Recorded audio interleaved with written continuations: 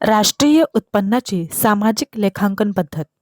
राष्ट्रीय उत्पन्न मोजण्यासाठी वापरली जाणारी आधुनिक आणि व्यापक पद्धत म्हणजे सामाजिक लेखांकन पद्धत, ज्यालाच आपण सोशल अकाउंटिंग मेथड असं म्हणतो.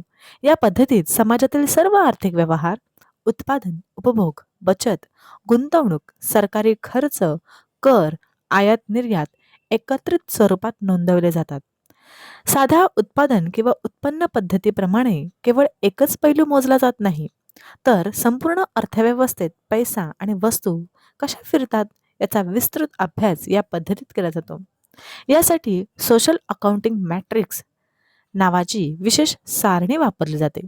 या चौकटीत घरगुती क्षेत्र, उद्योग क्षेत्र, सरकार, बाह्य क्षेत्र आदी विभागांमध्ये होणाऱ्या देणीघेणींचे परस्पर संबंध स्पष्ट दिसतात.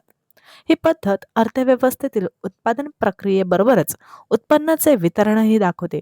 म्हणजेच मजूर, ज्याला आपण श्रमिक असं म्हणतो, भांडवलदार, उद्योजक, सरकार, परकीय क्षेत्र यांना किती उत्पन्न दिले जाते आणि ते पुन्हा उपभोग, गुंतवणूक किंवा कराद्वारे कसे वापरले जाते हे दिसते.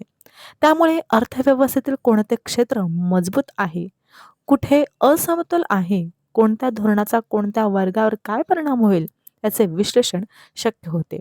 म्हणूनच सामाजिक लेखांकन पद्धत ही राष्ट्रीय उत्पन्न मोजण्याबरोबरच आर्थिक नियोजन, धोरण निर्मिती आणि समतोल विकास समजून घेण्यासाठी अत्यंत उपयुक्त ठरते.